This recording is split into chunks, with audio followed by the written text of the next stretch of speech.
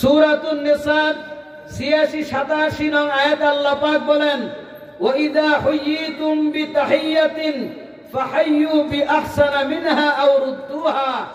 যখন তোমাদেরকে কোনো ব্যক্তি সালাম দিবে উত্তম শব্দের দ্বারা, তোমরা সালামের জবাব তার চাইতে একটা শব্দ বাড়াইয়া জবাব দাও, আও রুদ্দুহা অথবা অবিকল জবাব দাও।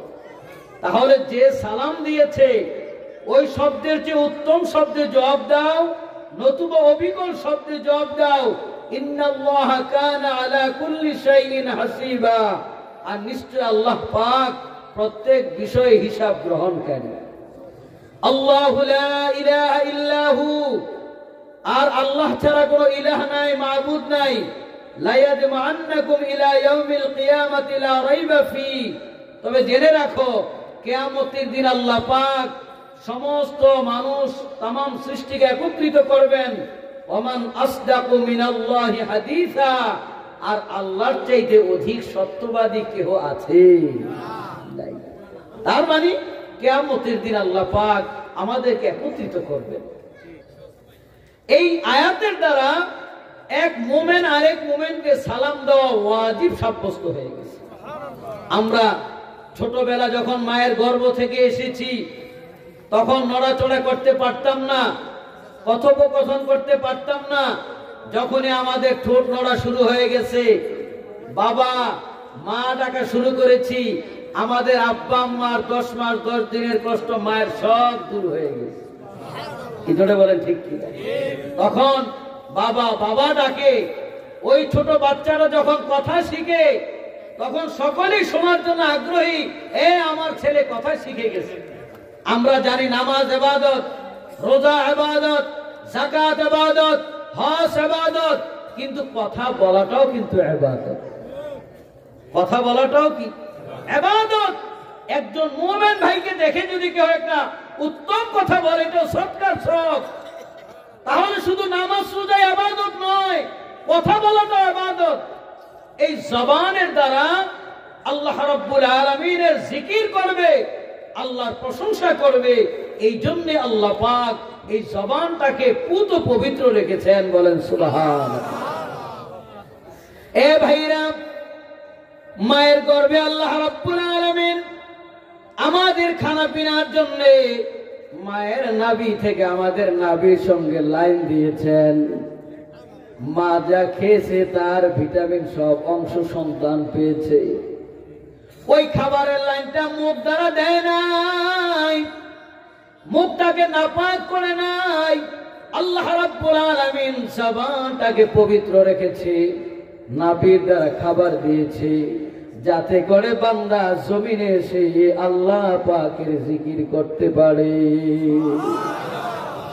এই জন্য একটা মানুষের বডিতে বিভিন্ন রোগ ব্যাধি হয়। কিডনি বিশেষজ্ঞ রোগ আছে, হার্ট বিশেষজ্ঞ রোগ আছে, নাক কান গলা বিশেষজ্ঞ রোগ আছে, মেডিসিন বিশেষজ্ঞ ডাক্তার আছে, বিভিন্ন বিশেষজ্ঞ ডাক্তার আছে, কিন্তু জিহ্বা বিশেষজ্ঞ ডাক্তার নাই, প্রয়োজন নাই। গরম পানি চুন খেয়ে জিহ্বা পুড়ে এমনি ভালো হয়ে যায়। জিহ্বার জন্য বড় কোনো ডাক্তার দেখাতে হয় না। এই জিহ্বাটাকে আল্লাহ রাব্বুল আলামিন হেফাজত করেছে, যাতে করে বান্দা সুস্থ থেকে এই জিহ্বার দ্বারা আল্লাহর জিকির করে। আর বান্দা কি করে? এই জিহ্বার দ্বারা আরেকজনের দোষ চর্চা করে, আরেকজনের গীবত শিকায়ত করে, আরেকজনের কি দোষ আছে উনি এটার। এই আমাদের গ্রাম অঞ্চলে দেখবেন 4 স্টল গুলা হলো মিনি সংসদ। সংসদ ভবনে আর কি বুদ্ধিজীবী, সব 4 দোকানগুলো বুদ্ধিজীবীদের কারখানা। কার কি দোষ আছে, কি গ্রামের ফয়সালা, সব ওই 4 দোকানে কি আছে না?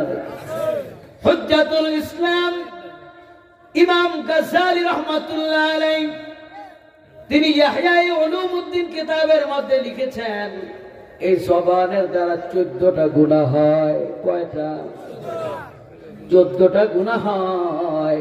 মান সমাতানা যা, যে চুপ থাকবে ওই 14টা গুনাহ থেকে মুক্ত হয়ে যায়।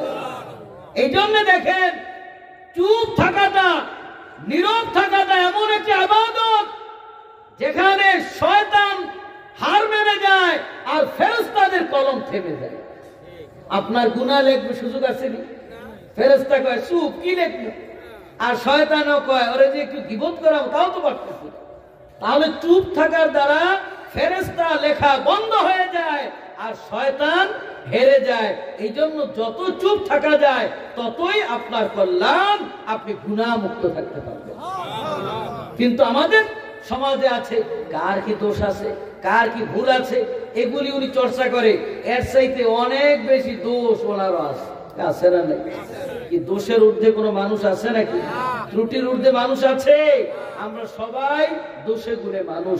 অতএব আমি একজনকে ভালোবাসি তার দোষটা না বলে গুণের দিকে তাকিয়ে তাকে ভালোবাসি। আপনি যদি, আমাদের একজন উস্তাদ বলেছে, তুমি ভালো মানুষ খুঁজতে যেও না আর মন্দ মানুষ বাঁচতে যাইও না। বুঝেন নাই? তুমি ভালো মানুষ খুঁজে পাবা না আর মন্দ মানুষ বাঁচতে গেলে তোমার বাপ মাও তুমি পাবা না। কি কথা করবে? এই জন্য ভালো মানুষ আর মন্দ মানুষ নিয়ে এত যাচাই বাছাই না, বরং প্রত্যেকটা মানুষই আমার চেয়ে ভালো। এই জন্য ভাইয়েরা আমার, এই জিহ্বা জবানের দ্বারা 14টা গুনাহ থেকে বাঁচার জন্য সার্বক্ষণিক চুপ থাকা, আল্লাহর জিকিরে মশগুল থাকা, আর এই জবানের দ্বারা কোনদিন যেন হারাম বক্ষণ না হয়। লুকমান হাকিমের 2টা বৈশিষ্ট্যের কারণে আল্লাহ পাক তাকে নবুয়ত দিতে চেয়েছেন। লুকমান হাকিম তার জবান দিয়ে কোনদিন মিথ্যা বলে নাই আর কোনদিন হারাম বক্ষণ করে নাই। 2টা গুণ, কোনদিন মিথ্যা বলে নাই আর মুখ দিয়া যা গেছে কোনো হারাম যায় নাই। লোকমান হাকিম তিনি একটা বাগানের দায়িত্বশীল ছিলেন, বিশাল বাগান। বাগান বোঝেন তো? ওই ফল ফ্রুটের বাগান মালিক লোকমান হাকিমের দায়িত্ব দিয়ে দিছে, এ লোকমান তুমি আমার বাগানটা দেখাশোনা করবা। ফল ফ্রুট যা হয়, বড়ই, সবেদা, আম, বেল, ডালিম যা কিছু হবে তুমি সাপ্লাই দিবা, বিক্রি করবা, বিক্রি করে পয়সাটা আমার কাছে পাঠিয়ে দিবা। ওই মালিকের অনেকগুলো বাগান, লোকমান হাকিমের বাগানে যাওয়ার সময় পায় নাই। 12 বছর পর লোকমান হাকিমের মালিক গেছে বাগানে, যায় দেখে সব গাছে ফলমূল ভরপুর। মালিক বলে, লোকমান আমাকে কিছু ফল দাও খাই। সুন্দর টকটকা লাল দিকে কিছু ফল দিলেন। মালিক ফল ভেঙে দেখে ভেতরে পচা, দেখায় সুন্দর কিন্তু ভেতরে পচা। মালিক বলে, লোকমান 12 বছর পর আসলাম, পচা ফল দিলা, একটা ভালো ফল দিতে পারলা না। ফলটা দেখায় সুন্দর কিন্তু ভেতরে পচা, এটা কেমন ফল দিলা? লোকমান হাকিম বলে, বেয়াদবি মাফ করবেন, আমি আজকে 12 বছর এই বাগান পাহারাদার, কোন গাছে কোন ফল কোন স্বাদ এটা আমার জানা নাই। 12 বছরে একটা ফল লোকমান হাকিমের মুখে দিয়ে দেখি নাই। এই জন্যে কোন ফলটা দেখতে সুন্দর ভেতরে খারাপ এটা আমার জানা ছিল না। 12 বছরের আমলদারিতা একটা ফলও মুখে দিয়ে দেখে নাই। এই লোকমান হাকিম তার জীবনে মিথ্যা বলে নাই, হারাম খায় নাই। এই জন্য আল্লাহ পাক তাকে নবুয়ত দিয়েছে। বলেন সুবহানাল্লাহ। নবুয়ত দিতে চেয়েছে, লোকমান তুমি কি নবুয়তি নিবা না হিকমতি নিবা? লোকমান হাকিম বলে, আল্লাহ আমি নবুয়ত চাই না, আমি হিকমতি নেব। কারণ নবুয়ত এটা আল্লাহর পক্ষ থেকে মনোনীত।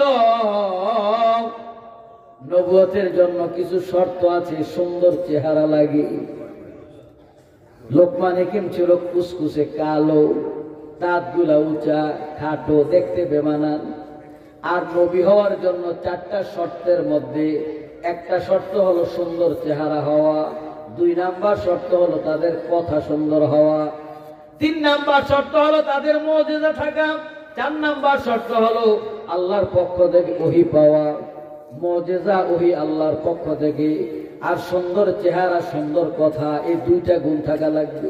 লোকমান হাকিম ছিল কালো, এই জন্য নবুয়ত তিনি পাওয়ার যোগ্য মনে করেন নাই। তিনি হিকমতি নিয়েছেন, এই জন্য গাছ গাছালি বলতো, লোকমান আমি জ্বরের ঔষধ, আমি মাথা ব্যথার ঔষধ, আমি এই রোগের ঔষধ। এই জন্য সে গাছের আড়ালে এস্তেঞ্জায় বসতে পারত না, মরুভূমিতে যে হাজর সারত। এই যে লোকমান হাকিম এই হিকমতি পেয়েছেন, কেবল বৈশিষ্ট্য হলো তার জবান দিয়া কোনদিন মিথ্যা বলে নাই। এই কথাটাকে আমরা বলতে পারবো কি? জোরে বলেন, বলতে পারবো? বলবেন হুজুর এটা তো অনেক পুরানো যুগের কথা। আরে বাবা, ইমাম বুখারী রাহমাতুল্লাহ আলাইহি তিনিও বলেছেন, আমার জীবনে কেউ একটা আমাকে এমন তোহমত দিতে পারবে না আমি কারো জীবনে গীবত করেছি। তাহলে ইমাম বুখারী বলেছেন আমার জীবনে কারো গীবত করি নাই, এই কথাটাও কি আমরা বলতে পারবো? এই জন্য আমি অন্যের দুশ্চর্চা আমার জবানকে হেফাজত করব, বরং অন্যের জন্য আমি কল্যাণ কামনা করব। আমার আরেক ভাইয়ের জন্য কল্যাণ কামনা করা, কল্যাণ কামনার সর্বোত্তম মাধ্যম হলো সালাম। সুবহানাল্লাহ। সালাম, সালাম মানে শান্তি কামনা করা। সালামের জন্য এক মুমিন ভাই আরেক মুমিন ভাইয়ের জন্য দোয়া করবে। নবীজির কাছে দেখেন, আমাদের যুগেও কিছু লোক আছে, হুজুর এত ইবাদত ভালো লাগে না, কোন সিফা সাফা দিয়ে ভেস্তে যাওয়ার পথ থাকলে একটু দেখে, এরকম লোক আছে না কিছু? নবীজির কাছে যে কোনো সমস্যার কথা বললে এর সমাধান আছে, বলেন সুবহানাল্লাহ। নবীজির কাছে এক সাহাবী যায়, বলে ইয়া রাসূলুল্লাহ নিরাপদে জান্নাতে যাওয়ার পথ আমাদেরকে দেখায় দেন। আল্লাহ রাসূল বলেন, ইয়া আইয়ুহান নাস আফশুস সালাম ওয়া আতইমুত তুআম ওয়া সাল্লু ফিল লাইলি ওয়ান নাসু নিয়াম তাদখুলুল জান্নাতা বিসালাম। এ দুনিয়ার মানুষ শোনো, নিরাপদে জান্নাতে যাওয়ার জন্য তিনটা কাজ করবা। কয়টা? সবাই বলেন কয়টা? আল্লাহ রাসূল বলেন, নিরাপদে একান্তে জান্নাতে চলে যাবা, দুনিয়ায় তিনটা কাজ করবা। এক নাম্বার আফশুস সালাম, পরস্পরের সালাম বিনিময় করবা। ছোট আর বড় নাই, চেনো আর না চিনো সবাইকে সালাম দিবা। আমরা চিনলে সালাম দেই, দাদারে মুরব্বীদেরকে সালাম দেই, অচেনা কাউকে সালাম দেই না। স্ত্রীদেরকে সালাম দিতে লজ্জা করে, আছে না নাই? নিজের সন্তানদেরকে সালাম দিতে লজ্জা করে। আল্লাহ রাসূল বলেন, না, তুমি সালাম দাও আলা মান আরাফতা ওয়া মান লাম তারিফ, তুমি যাকে চেনো বা না চেনো সবাইকে তুমি সালাম দিবা। সালাম এটা আমার স্ত্রীকে সন্তানকে ধর বেশি দেওয়া উচিত, কারণ আমি একজনের কল্যাণ কামনা, আমার স্ত্রীর জন্য কি আমি কল্যাণ চাই না? অনেকে আছে স্ত্রীকে সালাম দিতে লজ্জা পায়, এটা মিসকনসেপ্ট, ভুল ধারণা। আপনি আজকে বাড়িতে যাইয়া ঘরের দরজা নক করে আসসালামু আলাইকুম বলবেন, প্রথম দিন একটু স্ত্রী একটু টিটকারি মারবে, কি সালাম টালাম মনে যেন শিখিয়েছো, এই প্রথম দিন বলবে। দ্বিতীয় দিন একটু সালাম দিলে ওরে বাপরে বাপ একটু দরবেশ হয়েছে, তৃতীয় দিন দেখবেন শেষ। কি ঠিক কি? তাইলে প্রথম 2 দিন একটু লজ্জাটা ভাঙিয়ে দিবেন, এরপর স্ত্রীদেরকে গেলে সালাম দিবেন, এরপরে দেখবেন স্ত্রীও আপনাকে সালাম দিবে। এই সালামের আদান প্রদান যখন হবে, ওই পরিবারের মধ্যে আল্লাহর রহমত নাজিল হয়ে যাবে। সন্তানকে সালাম দিবেন। আমরা হুজুর ছেলেটার জন্য দোয়া করেন, একটু উল্টা পাল্টা বেশি করে। আপনি বাবা মায়ের দোয়া সবচেয়ে বড় দোয়া, আর দোয়া হলো সালাম দেওয়া। আপনি যদি সন্তানকে সালাম দেন, স্ত্রীকে সালাম দেন, পরিবারের সবাইকে সালাম দেন, এটা একটা দোয়া। কিন্তু আজকে আমাদের মধ্যে পরস্পরে মহব্বত নাই, ভালোবাসা নাই। সব ভালোবাসা 14 ফেব্রুয়ারিতে যাইয়া জমা হয়। সব মহব্বত ওই বেহায়া দিবসে। মুমিনের কোন দিবস নাই মুমিন সারা বছরই ভালোবাসে। আমাদের মা বাবাকে ভালোবাসি কোনো দিবস নাই, স্ত্রীকে ভালোবাসি দিবস নাই, সন্তানকে ভালোবাসি দিবস নাই। আমরা সন্তানকে সারা বছরই ভালোবাসি, স্ত্রীকেও সারা বছর ভালোবাসি, বাবা মাকে সারা বছরই শ্রদ্ধা করি। কি জোরে বলেন ঠিক কিনা? কোনো কি নির্ধারিত দিন লাগবে নাকি? নবীজি ভালোবাসা বৃদ্ধির জন্য একটা দোয়া শিক্ষা দিয়েছে, বলবো? সবাই তো করবে, ওই উনি পান সবাই হয় কয় না, কি বলবো? আল্লাহ রাসূল সাল্লাল্লাহু আলাইহি সাল্লামের জলিল কদর সাহাবী হযরত আবু হুরায়রা রাদিয়াল্লাহু তাআলা আনহু থেকে হাদিস খানা বর্ণিত। নবীজি বলেন, লা তাদখুলুল জান্নাতা হাত্তা তুমিনু ওয়া লা তুমিনু হাত্তা তাহাব্বু লাউলা আদুল্লুকুম আলা শাইইন ইযা ফাআলতুমুহু তাহাব্বতুম আফশুস সালাম বাইনাকুম রাওয়াহু মুসলিম। জোরে বলেন আল্লাহু আকবার। আল্লাহর নবী বলেন, লা তাদখুলুল জান্নাতা হাত্তা তুমিনু, যতক্ষণ মুমিন হবে না ততক্ষণ জান্নাতে যাইতে পারবে না। আর ওয়ালা তুমিনু হাত্তা তাহাব্বু, আর ততক্ষণ তুমি মুমিন হতে পারবে না যতক্ষণ একজন আরেকজনকে ভালো না বাসবা। পরস্পরে ভালো না বাসলে তুমি মুমিন হতে পারবা না, আর মুমিন না হতে পারলে জান্নাতে যেতে পারবা না। তাহলে জান্নাতে যাওয়ার জন্য মুমিন হওয়া শর্ত, আর মুমিন হওয়ার জন্য ভালোবাসা শর্ত। এক মুমিন আরেক মুমিনকে ভালোবাসলে সে জান্নাতে যাবে। আল্লাহ রাসূল বলেন, পরস্পরের মধ্যে মুহাব্বত তৈরির জন্য লাউ আদুল্লুকুম, আমি কি তোমাদেরকে সংবাদ দেব না, আলা শাইইন, এমন বিষয়, ইযা ফাআলতুমুহু তাহাব্বাতুম, যে কাজটা করলে তোমাদের পরস্পরে ভালোবাসা সৃষ্টি হবে। আল্লাহ রাসূল বলেন, আফশুস সালাম বাইনাকুম, তোমরা পরস্পরে সালাম বিনিময় করো, তোমাদের পরস্পরে মুহাব্বত হয়ে যাবে। তাহলে সালামের দ্বারা কি হয় জানেন? একজনের দ্বারা আরেকজনের আত্মীয়তার সম্পর্ক হয়ে যায়।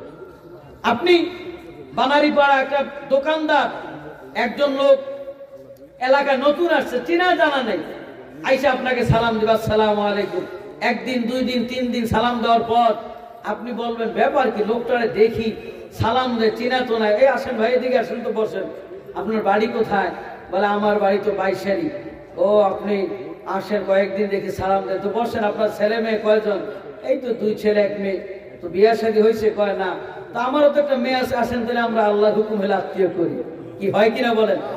ওই এক সালাম থেকে শুরু কইরা একেবারে বেই পর্যন্ত হয়ে যাবে। কি হয় কি হয় না? আবার সালামের দ্বারা পরস্পরের শত্রুতা দূর হয়ে যায়। যে আগে সালাম দিবে, আল্লাহ রাসূল বলেন, তার অহংকার দূর হয়ে যায়। জোরে কন্যা সুবহানাল্লাহ।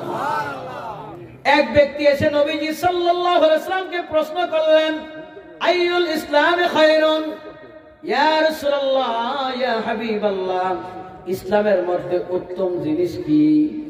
নবীজি কয়, তুতঈমুত তাআম ওয়া তাকরাউস সালাম, মানুষে খাওয়াইবা আর পরস্পরে সালাম বিনিময় করবা, এই দুইটা কাজ আমার আল্লাহর কাছে বড় পছন্দের। বলেন সুবহানাল্লাহ। আজকে আমাদের সমাজে সালাম নাই, পরস্পরে সালাম নাই। বড়রা মনে করে আমি বড় মিয়া, আমার সালাম দিবে, আমি কেন সালাম দেব? ছোট বাচ্চাদেরকে দেয় না, গরিবের বাচ্চা হলে তার কথাই নেই। আর ছোটরাও, যুবক ছেলেরাও এখন আদব কায়দা উঠে গেছে। মুরব্বী দেখলে আগে দেখলে মান্যতা, ভদ্রতা, শ্রদ্ধা, এটা উঠে যাচ্ছে। এটাও একটা কিয়ামতের আলামত। নবীজি সাল্লাল্লাহু আলাইহি ওয়াসাল্লাম বলেছেন, কিয়ামতের পূর্বে পরস্পরের মহব্বত থাকবে না, এই মহব্বত উঠাই নেওয়া হবে। এইটা এসে গেছে। বাবা মাকে সালাম দেয় না, আর অন্যকে সালাম দেবে কি? আগের দিনে যদি চাচা দাদারা যদি ধমক দিত, এই বেটা উল্টা পাল্টা করো কেন, ভয়তে কাঁপতো, সংশোধন হওয়ার চেষ্টা করতো। আর এখন ধমক দিলে কয়, আমারে দমকানের আগে আপনার পোলারে ঠিক করে আলো। কি কথা কব? ঠিক কইলেও ঠিক, না কইলেও ঠিক। তাহলে এই মান্যতা নাই। এই জন্য মুরব্বীরা ধমক দেওয়ার আগে ভয় পায়, কোন কথা আবার উল্টা বিপদে পড়ি, এই জন্য চুপ থাকে। কি ঠিক না? অথচ সালাম দিবে সবাই সবাইকে। আল্লাহ রাসূল বলেন, মান লাম ইয়ারহাম সাগীরানা ওয়া লাম ইউক্কির কাবীরানা ফালাইসা মিন্না। যে ছোটদেরকে স্নেহ করতে জানে না, বড়দেরকে সম্মান করতে জানে না, আল্লাহ রাসূল বলে সে আমার উম্মতের দলভুক্ত না। তাহলে এখানে বলে নাই যে আগে বড়দেরকে সম্মান করতে হবে, এখানে বলছে মান লাম ইয়ারহাম সাগীরানা, আগে বড়রা ছোটদেরকে স্নেহ করবে, ওয়া লাম ইউক্কির কাবীরানা, এরপর ছোটরা বড়দেরকে শ্রদ্ধা করবে। নবীজি বলে এর খেলাফ যদি হয় ফালাইসা মিন্না, তুমি আমার উম্মত দাবি করার অধিকার নেই। তার মানে ছোটদেরকে স্নেহ করব, বড়দেরকে সম্মান করা, এটা কার নির্দেশ? আল্লাহ রাসূলের নির্দেশ। যারা বলেন কার নির্দেশ? আল্লাহ রাসূলের নির্দেশ।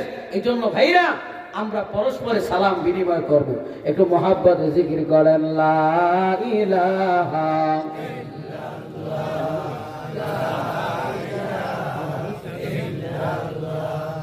লা ইলাহা ইল্লাল্লাহ, জোরে লা ইলাহা।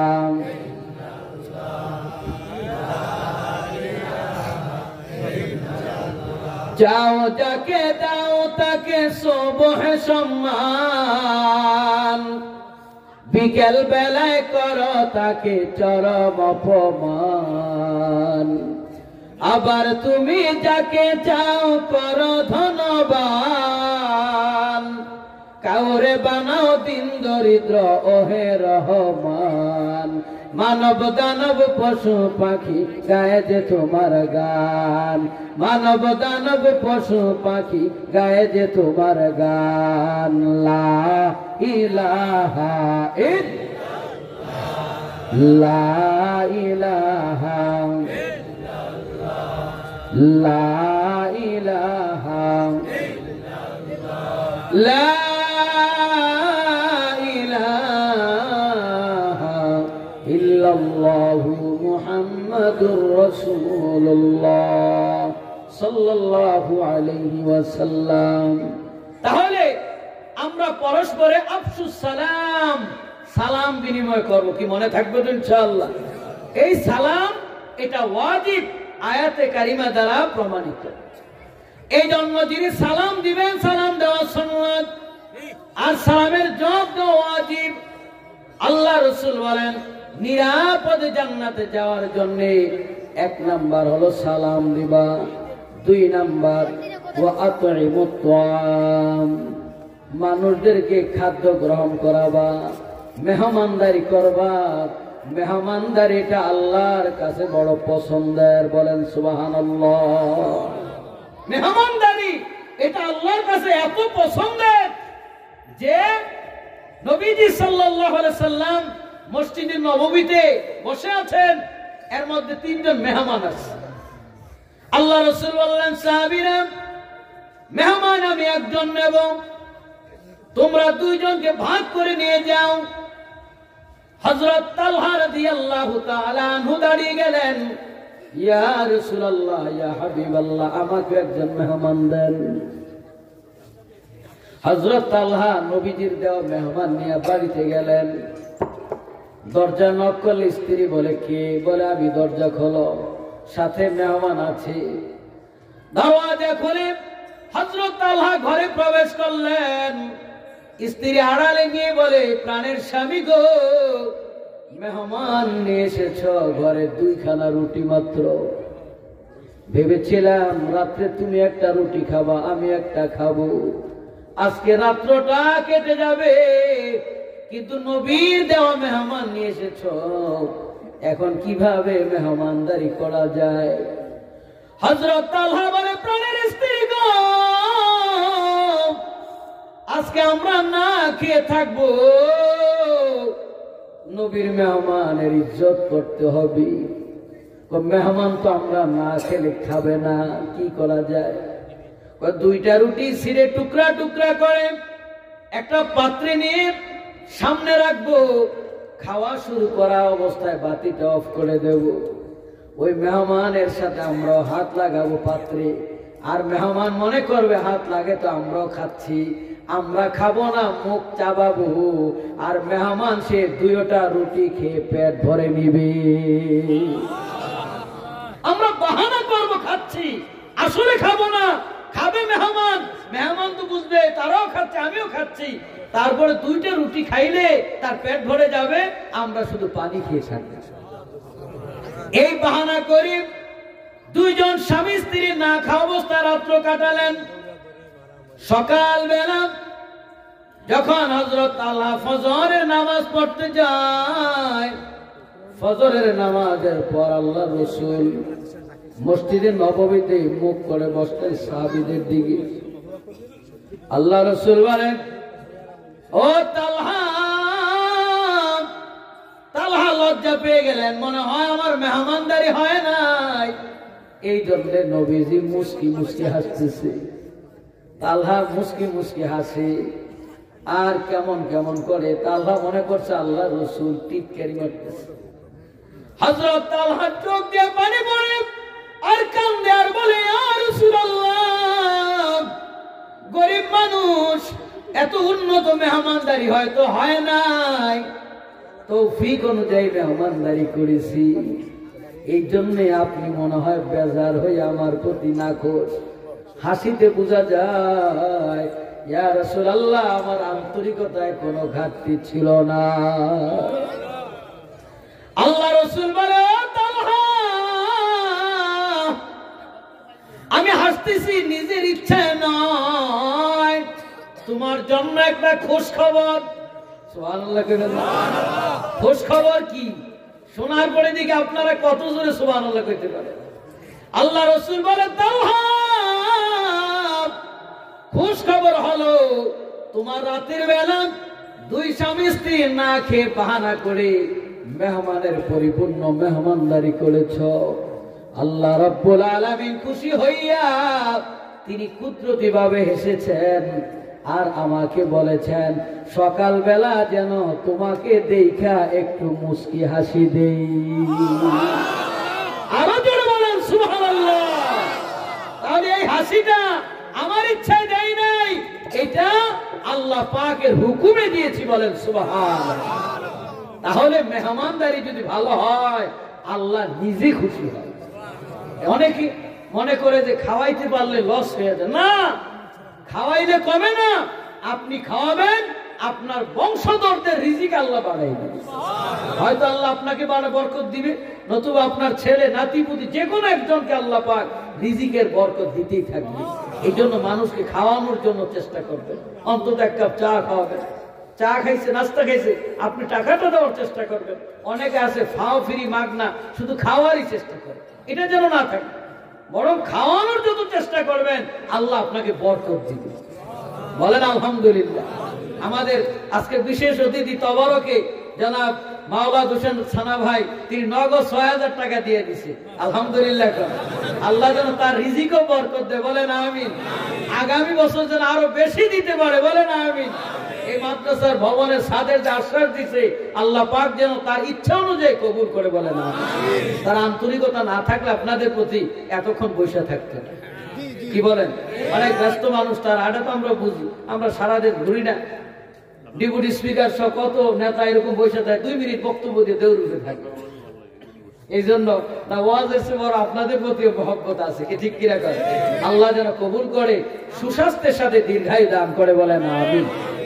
তো প্রিয় ভাইয়েরা আমার,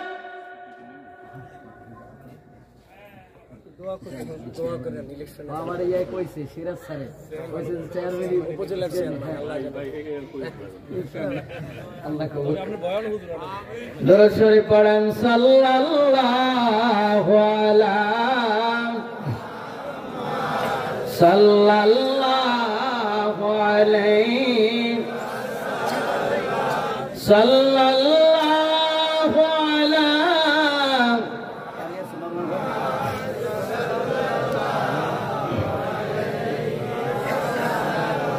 मुझे कुछ मिले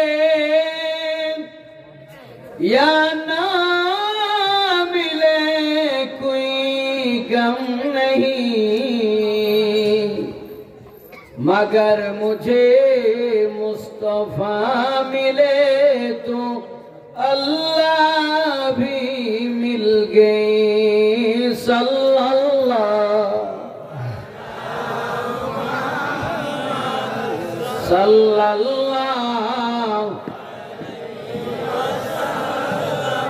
सल्लल्लाहु अला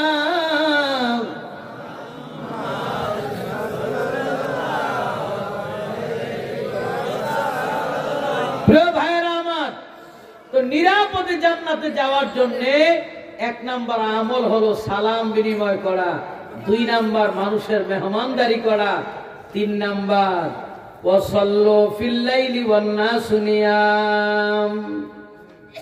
দুনিয়ার মানুষ যখন রাতের বেলা ঘুমায়া পড়ে তখন তুমি জায়নামাজে দাঁড়াইয়া যাও, তাহাজ্জুদের নামাজ, গভীর রাত্রে তাহাজ্জুদ পড়বা।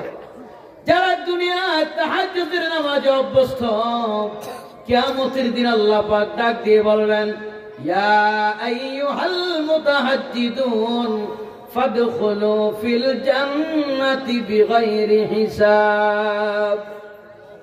ও তাহাজ্জুদ পড়নেওয়ালারা, তোমাদের কোনো হিসাব নাই, আজকে তোমরা নিরাপদে জান্নাতে চলে যাও।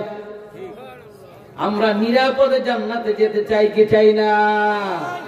আল্লাহ রাসূল বলেন, সালাম বিনিময় করবা, মানুষদেরকে খাওয়াবা, আর তাহাজ্জুদে নামাজ পড়বা, তাদখুলুল জান্নাতা বিসালাম, তুমি নিরাপদে জান্নাতে চলে যাবা। একটু জোরে বলা যাবে কি মারহাবা? এই জন্য সালাম, অনেকে আছে সালাম আসসালামু রেডিমেড না, অনেকে আছে সালামের এত অলস, সালাম দিলে জবাব নেই। আছে না নাই? আলিশার কিসা শুনছেন? দুই আলিশা ঘুমাই দিছে, এখন অলস দুইজন ঘুমাই রয়েছে, পথিক একজন পথিক যায় ওনার কাছে, দুই আলিশার একজনে নালিশ করে, ভাই ওই কত বড় আলিশা দেখেন, গাছ থেকে বড়ই পড়ছে, কইছি আমার মুখে একটা বড়ই উঠাই দিতে, ও একটা বড়ই উঠে দেয়। আলিশা উনি কমলি যে উনি বড়ই উঠে, উনি খাইবে, নিজে উঠে খাইতে পারে, আমার মুখে একটা বড়ই উঠাই দিতে কইছি, ও একটা বড়ই উঠে দেয়। এখন সে বড় উঠে দেয় না, ও আবার এর আলিশা সম্পর্কে ওর অলসতার বর্ণনা দেয়, ভাই ও আমি বড়ই উঠাই দিই না, আমি অলস, আর ও কত বড় অলস, আমার মুখে কুকুর প্রস্রাব করে গেছে, ও একটা হেউ করে তাড়াই দেয়। কথা বুঝেন নাই? এখন এমন অলস আসেনি, সালাম দিস আসসালামু আলাইকুম, উনি মাথা বাড়ে, আছে না নাই? সালামের জবাব সুন্দরভাবে দেওয়া ওয়াজিব। আল্লাহ কোরআনে বলেছেন, ফাহাইয়ু বিআহসানা মিনহা, সালামের জবাবটা দেবা এর চেয়ে উত্তম শব্দ দ্বারা, আর উদ্দুহা, না হইলে অন্তত অবিকল দেবা। কিন্তু সালাম মাথা লাইরা, অনেকে হুন্ডায় আসসালামু আলাইকুম, হুন্ডায় সালাম দিছে, উনি মুখ আসসালামু আলাইকুম, হাত জাগাইছে, হাত জাগাইবেন মুখে বলতে হবে, হাত জাগাইলে তো গাড়িতে যানবাহন আছে ইশারাতে বোঝার জন্য, কিন্তু আপনি মুখে না বললে তো হলো না। এই জন্য সালামটা সুন্দরভাবে দেওয়া। আমি আজকে এই এলাকার মানুষদেরকে সালামটা শিখিয়ে যাব, সকলে একটু সালামটা সুন্দরভাবে আমি দেব, জবাব দেন, আসসালামু আলাইকুম ওয়া রাহমাতুল্লাহ। আপনারা আবার সালাম দেন, ওয়া আলাইকুম আসসালাম ওয়া রাহমাতুল্লাহি ওয়া বারাকাতুহু। যে শব্দ বলা হবে এর চেয়ে একটা শব্দ বলবো, আসসালামু আলাইকুম, ওয়া আলাইকুম আসসালাম ওয়া রাহমাতুল্লাহ। যদি বলে আসসালামু আলাইকুম ওয়া রাহমাতুল্লাহ, ওয়া আলাইকুম আসসালাম ওয়া রাহমাতুল্লাহি ওয়া বারাকাতুহু, কি কথা বুঝতে পারছেন? তাহলে তিনটা শব্দ বললে আপনি 30টা নেকি পাবেন, হাদিস শরীফে আছে, 40টা পর্যন্ত বর্ণনা আছে। যদি ওয়া বারাকাতুহু ওয়া মাগফিরাতু ওয়া জান্নাতু কয়, এরপর আপনার বেশি কইবেন কি, অন্তত অবিকলটা করার চেষ্টা করবেন, কি ঠিক আছে? তো তাহলে সালাম এলাকার মধ্যে কি কমবে না বাড়বে? আগামীতে পরবর্তী বছর পর্যন্ত মাহফিলে নতুন সবক দেওয়ার আগ পর্যন্ত আপনাদের এই বছর, আজকে কি বার?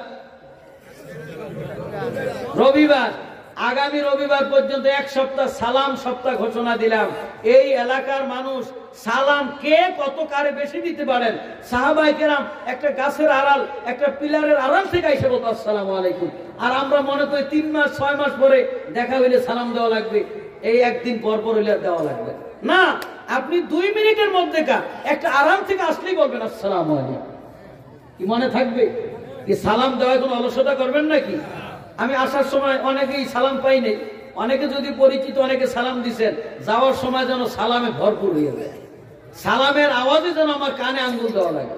ঠিক আছে তো ইনশাআল্লাহ? আল্লাহ পাক কবুল করুক, বলেন আমিন।